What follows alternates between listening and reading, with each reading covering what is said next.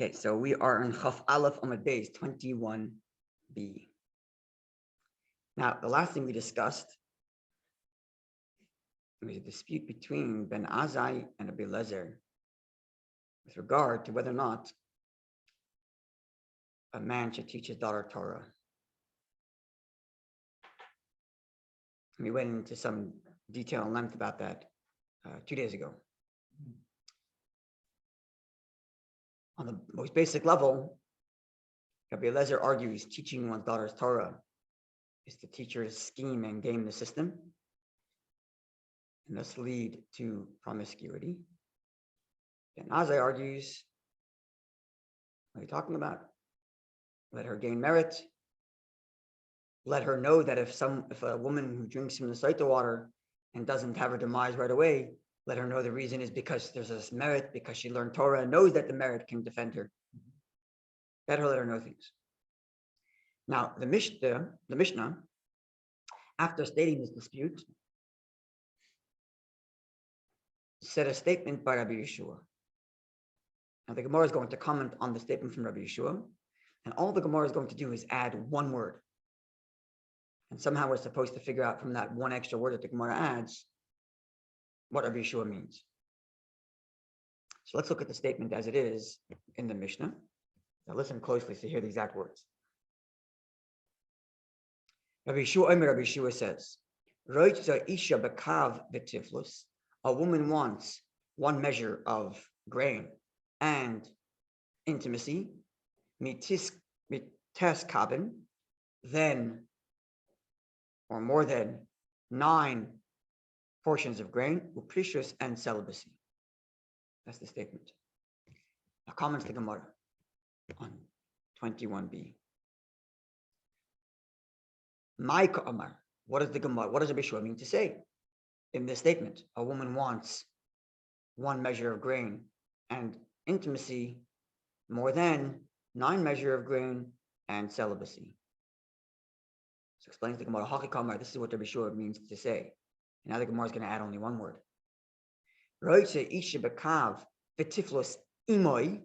The word imoy, that's the new word, which translates as a woman wants one measure of grain and intimacy with it. That word with it. Like along with the grain, she wants intimacy. Mitishas kabin, the 9 measures, uprishus, and celibacy. So the Gemara asks, what does Rabbi Yeshua mean? And then adds one word, and that's supposed to give us an explanation deeper than we already thought before. So what exactly, what adds here? With it. What does Rabbi Yeshua mean to say? That a woman wants one measure of grain, and with it intimacy, than having 9 measures of grain and no one to be with. So what's the Gemara adding here in this word with it?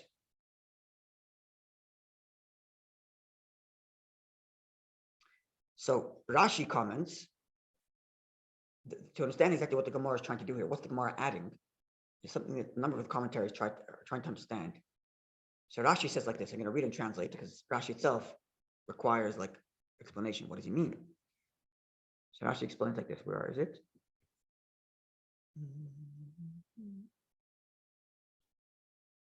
A lot of nasty words for women. Okay, yeah.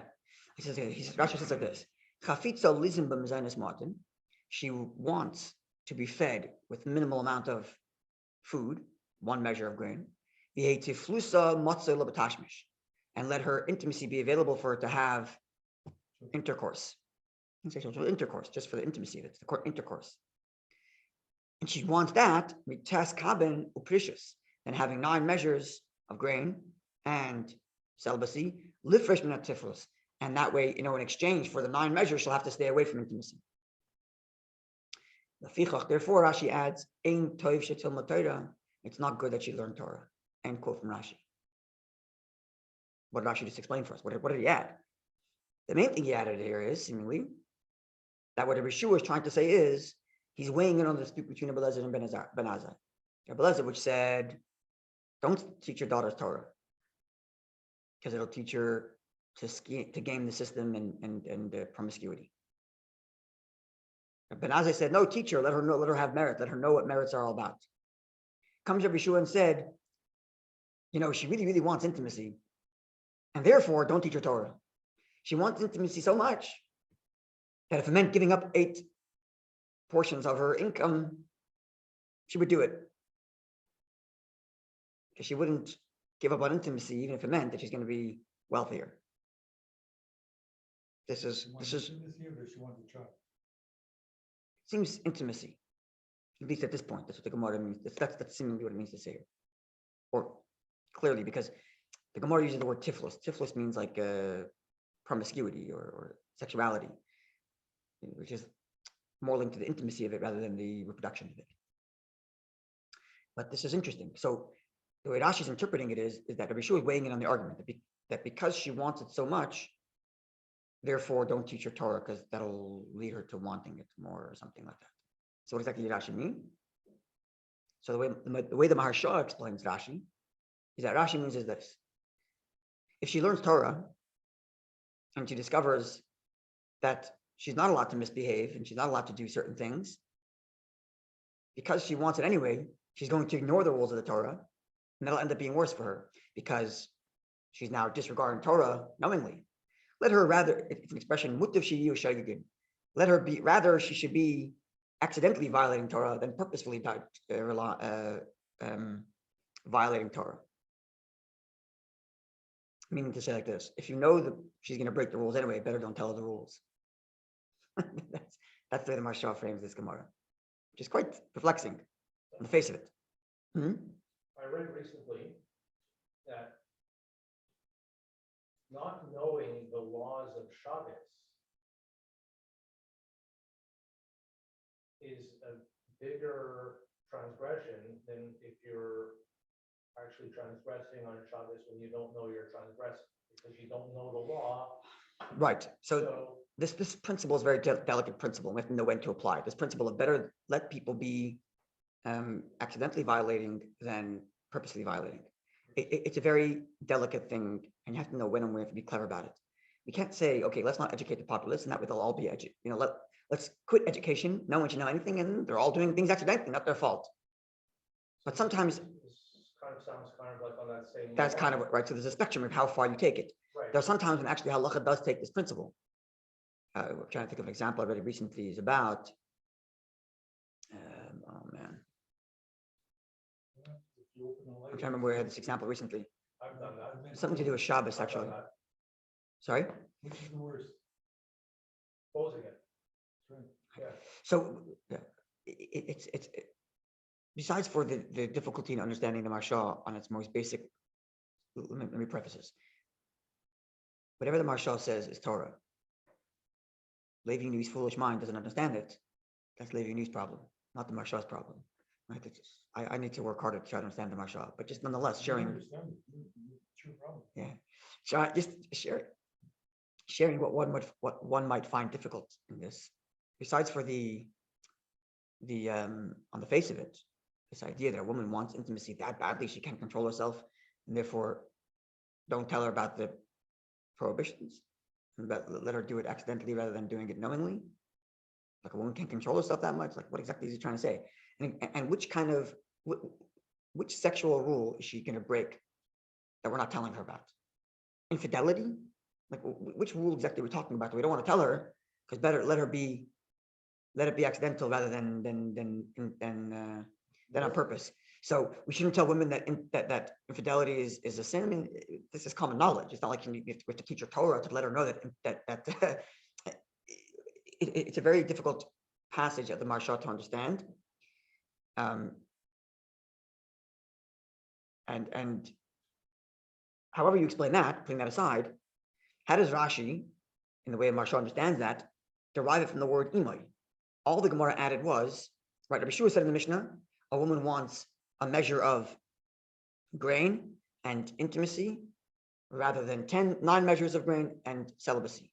The Gemara added, a woman wants 1 measure of grain and intimacy with it.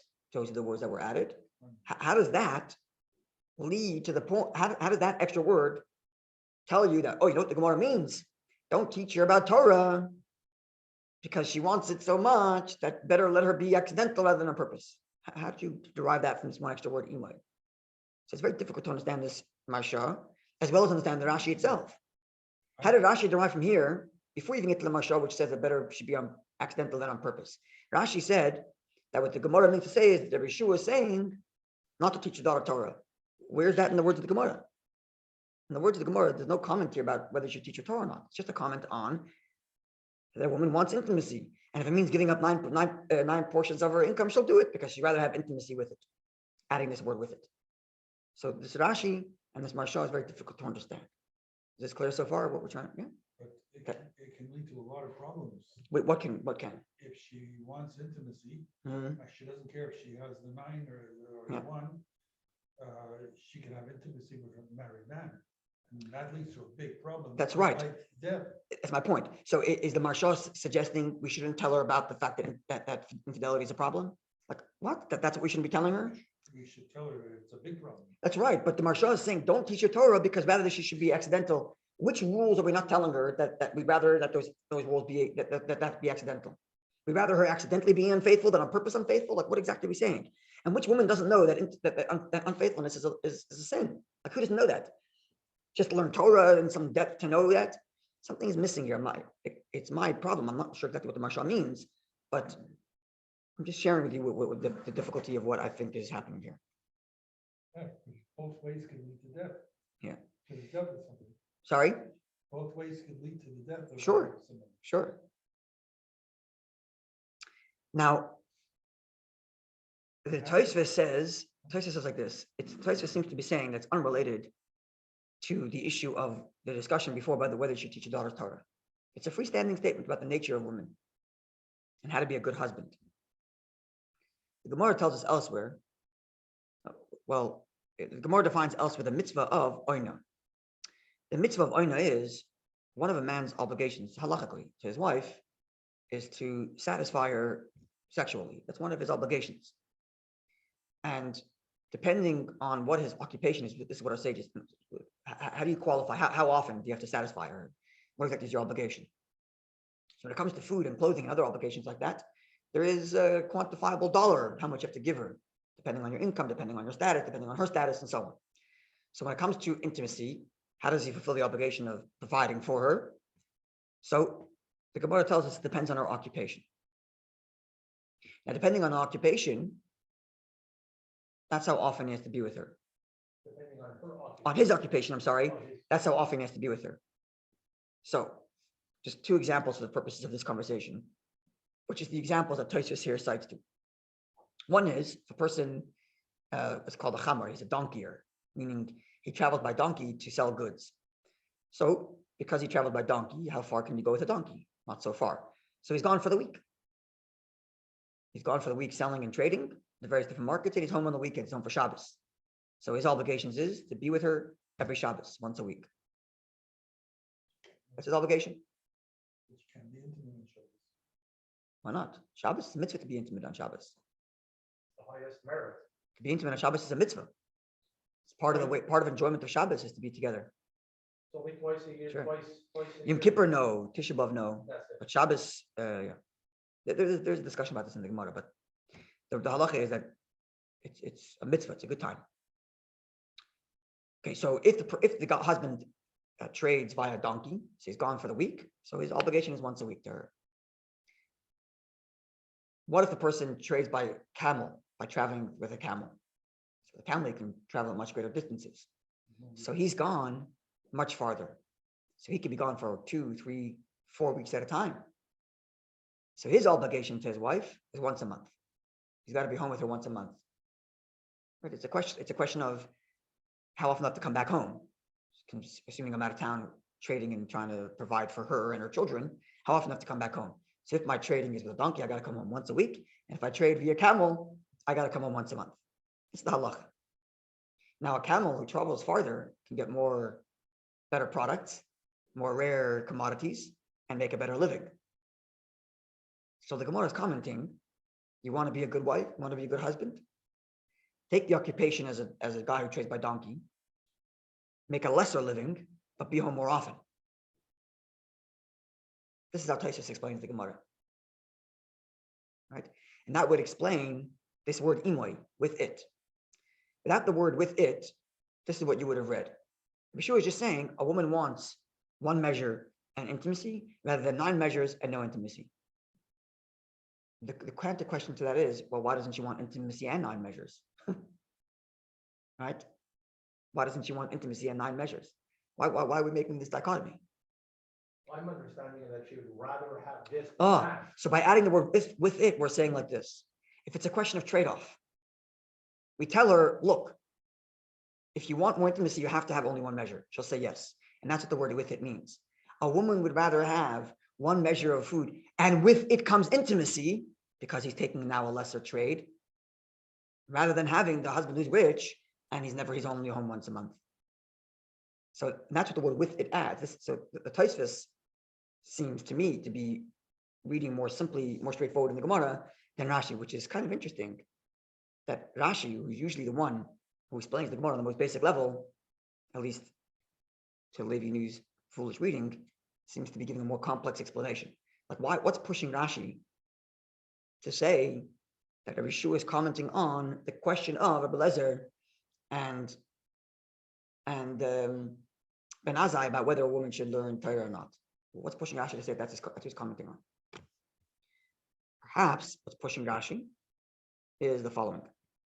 So are we clear so far? Yeah? Like why I'm struggling with Rashi here? Rashi adds, the Gemara just says, adds this word imay with it. And Rashi takes it all as far to say, oh, that means you shouldn't study Torah. And then Marshall explains why, because she wants it so much, and if you teach her, she'll end up transgressing on purpose rather than transgressing accidentally. Right? So what's our compelling Rashi to say in general at all that Rabbi Yeshua is commenting on the argument of Rabbi Lezer and Ben Azai? So perhaps the reason is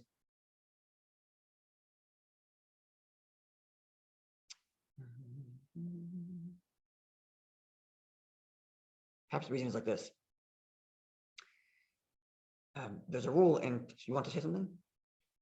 Well, from what I'm understanding, obviously you're gonna have to go further, but from what I'm understanding right now, Yeah. is Rashi is making that comment, suggesting that a woman is better off being married to a man who's home more often versus the man who's away more often. This way, there's no need. That's for sure. There's no need for her to study Torah. Okay, that's a good point. Yes. So Rashi will also agree, certainly, clearly, because he gives a whole explanation that a woman rather she'd rather be fed with minimal food, and her intimacy be available with tashmish in intercourse, than having lots of food with precious and celibacy. To require her to disengage from intimacy. So that's clearly there. But the added line is lefichach, and therefore therefore it's no good she learn Torah. That's the added element that Tosfos does not mention. Tosfos also adds, which Rashi doesn't say, Tosfos adds this whole idea of trading off an instruction to the husband to trade off occupation so that he's home more often, right?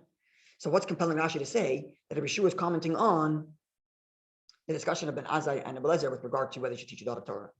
I think it's a technical thing, if you ask me. I think. And the reason is because there's a rule in Torah in Gemoro learning which is like this.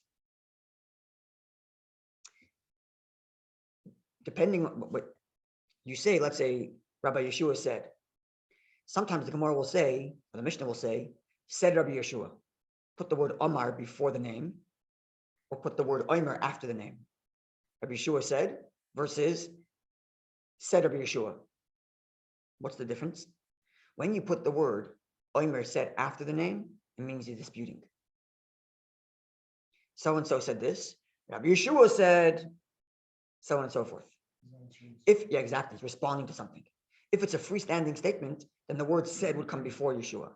Said Rabbi Yeshua, as if it's a freestanding statement. This is the rule in Mishnaic learning. So because here, the Mishnah puts the word Omer after the name, Rabbi Yeshua said, implying that he's arguing under that is it's his rebuttal. It's his commentary to the previous argument. That's perhaps why Rashi is compelled to say that Rabbi Yeshua is weighing in on the discussion. Especially since if you go back to the Mishnah, we'll see that Rashi quotes Rabbi Yeshua and then says Garsinon. Garsinon means this is the correct text. Meaning sometimes there's, especially before the printing press, it's all copied manuscripts, and sometimes you'll get 2 manuscripts of a different version.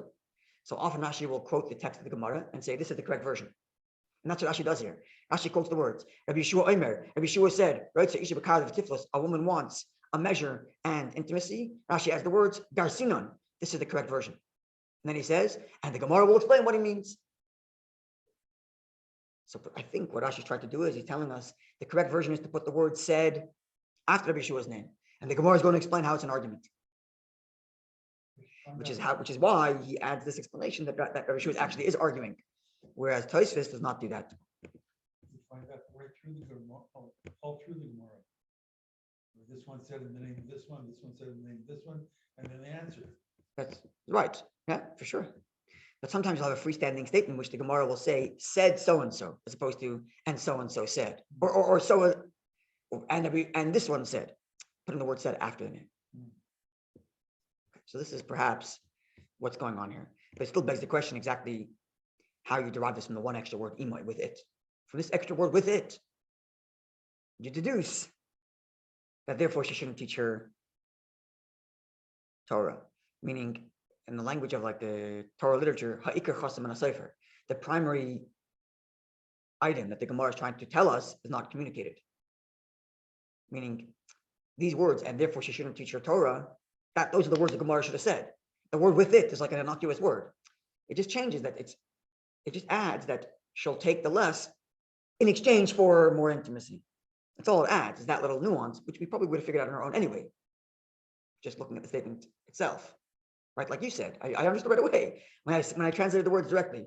A woman wants one measure of food and intimacy rather than 9 and no intimacy. You understood right away that we're talking about an exchange. Adding the word imoy helps us, and not only that, we somehow derive that therefore she shouldn't teach her Torah.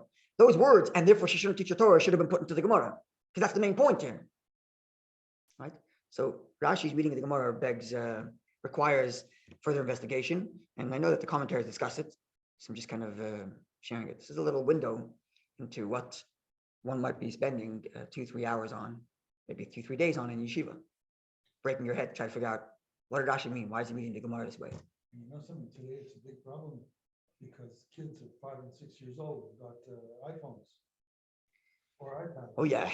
And there's a lot of ideas that come out of that. Yeah. If you hit the wrong sites. Yep. You know? Yep. Yes. Okay, so one more line in the Gemara, and I'll share a story and we'll close with that. So after Rabbi Yeshua's statement, which is that a woman rather intimacy and a lower income rather than a greater income and no intimacy, which by the way is a huge plague that plagues many husbands in the 21st century, where we have capital and availability to make lots of money, where a woman cries, husband, I never see you. And he yells back, but I gave you this house you live in, I gave you your Mercedes. And she's like, I never asked for Mercedes, I never asked for the fancy car. I want you, right? And at the end of the day, so does he want, right? Because he ends up being annoyed at her, and when he's off making his tons of money somewhere, you find someone else who's gonna give him that intimacy. So her yeah, what do you mean? I got you this, I got you that. Why are you complaining? I never asked for this. I want you. This statement from Rabbi Yeshua is something in 21st century materialistic pursuits can learn from this. A lot of marriages get into big trouble with it. Oh yeah, big time. So you gotta remember this. You start telling your wife you're providing everything. Remember, she wants you. Above all, she'd rather you home and not making the rent than living in a fancy house that's empty. So easy these days. I mean, a guy Yeah, you hop on a plane in an hour, he's in Toronto. Yeah, And he's got his family, his girlfriend there. Yeah. And nobody will ever find out. Oh yeah. All kinds of problems come from this. Not just on her end, but on his end too. Okay, so one more line. So Rabbi Yeshua said then, after the Gemara quoted Rabbi Yeshua, after the Mishnah quoted Rabbi Yeshua, the Gemara said, Rabbi Yeshua would also say, and listed a bunch of statements, which is that there's a few different people that are they are the vanity of the world. They're like the lowest. They're the people that ruin the world, and they are the foolish Chossid, the foolish pious one, the naked wicked one, the scheming wicked one, a woman who is celibate, and someone who publicly denigrates himself to try to show off how great of how pious he is. Those four people are deceptive, and they're like they're the ones who like make the world just a bad place. They're like, I'm not translated properly, but they bring vanity to the world. Like they lay the world waste because they present this like external appearance of, wow, look at me, but they strip it of all of its true meaning. So let's look. Gemoro first comments on what exactly does this mean? The foolish pious one. What's the foolish pious one? Who's acting piously, but really he's just being a fool. So this is the Gemara's comments. What kind of? Give me an example of a foolish pious person. It's like this. Going, for example, the Katava Itza Benar. A woman is drowning in the river. And he says, it's inappropriate to look at a naked woman, and save her. So he's acting all pious, but in a completely foolish manner. You completely ruined the idea of piety. You got so up in your own head about your piety and allowed a woman to die over your stupid piety. Completely missing the point of what piety is about. Tomorrow we'll get to the cunning wicked one and why he's so bad. But if he's pious, he must know that in an emergency. That's why he's a foolish pious one. That's why it's a foolish pious one. He's taking his piety to a level of foolishness. Asshole. That would be one way of putting it. So I'm going to tell you a story. I don't know if it's a real story, not a real story, but it makes the point. It's a funny story. Two fellows are walking down the street, walking down the river, and they see a naked woman drowning. And one guy doesn't think twice, jumps in, runs out and saves her. Two friends keep on walking. 25, 30 minutes later, the friend who didn't jump in turns to this friend who jumped in and said, how could you do such a thing? You and I are religious people. You held a naked woman and brought her up. How did you do such a thing? How could you carry a naked woman? So the friend who saved her says, I carried her from the river to the riverbank, and you carried her all the way till here. Following? He's busy thinking about it the whole time, whereas he did what he had to and moved on with life. Right? This is the point of the pious, foolish one. He gets up in his own head about his own piety, and he's going back and forth. Am I pious? Am I pious? Am I controlling myself? Am I controlling himself? He's so busy with his own piety that forgets to behave like a mensch. Right? And the true piety is to ask yourself, what are the responsibilities I have now? Someone's drowning, save them. 5 minutes later, my responsibility is to think about something else. So think about something else. Whereas the other guy is so busy with his own piety that ends up carrying the naked woman in his brain the whole half an hour because he's busy arguing with himself about what he should and shouldn't be doing to maintain his piety. There's the foolish pious one, the Chossid Sotah. Yeah. A lot to be said about this, and the whole thing could be made over the Chossid Sotah. So tomorrow, God willing, we'll get to the Rasha Arum, to the cunning wicked one. The person who's not just wicked and blazing about his wickedness, but he's cunning about it. Trying to find legal loopholes to do his wickedness. That we'll get to a number of examples tomorrow, God willing. Tomorrow we're going to have the Farbrengen over this. maybe sometime I'll be bringing over what a Chossid Sotah is. A number of times in Hasidic literature, like in Chabad Hasidic literature, talks about Chossid Sotah in the context of someone who takes his own Chassidus so seriously that ends up being completely foolish about it and completely missing the point of what he should be doing. That's right. Yeah. All right, Eden. A wonderful day. In those days, when did it work? Right. So I mentioned this when we first learned the Mishnah about not teaching your daughters Torah. We talked about the historical context in which this makes sense. We talked about how the Rebbe encouraged women to learn. We talked about this before. Yeah, encourage go back to that class. And you'll see where it gets to the whole historical context of women not learning. What would happen and why women today should learn. In a case like that, where a woman she prefers sex over the food, Mm-hmm. and she gives birth and she's not married, how is she going to survive? Yeah. Kid. Right. So I mentioned this back in the old day. Marriage was like financial security. Yeah. Which explains why fathers used to set their daughters up at a very young age. Because if he has no money to feed her, marrying her off is financial security. That's what it is. That's what it used to be. Not just in Jewish culture. This was the case all over. But in those days, there was a dowry that went along with the daughter. So depending on which direction you're going, depending on who had the upper hand, meaning if she's good looking, you don't have to do that. Maybe he wants to give a dowry, Right. right? But if he's a big scholar, maybe you got to, there's different, depends who's on the upper hand and it was very, the truth is my marriage is still financial to a large degree, but today, thank God, we have so much capital and so much available wealth, and we have more than we do not know what to do with. It's not to say that there aren't poor people in the world, but poor people in the world today live a much better life than rich people back in the old day, right? Yeah. Just because we have so much available, we have electricity, we have heating, we have. Listen, you're on welfare, you're living in an apartment that has heat and hot For water, sure, and exactly. stove, a fridge. And for like $5, for $3, you can feed yourself every day completely, fully. Especially if you're not a kosher eater, Right. a non-Jew, go with a non-Jew, right? Jewish person's a lot more expensive because of kosher. Yeah. But even a Jewish person, there's such the network here in Montreal, there's the safety net the Jewish community provides for the Jewish community is incredible. And this is something that didn't exist in previous generations because they just didn't have it, right? So marriage as a financial security was very common, probably more common than not. But anyway, we talk about that history a little bit when we learn the Mishnah. All right. Okay, have a wonderful day, Eden.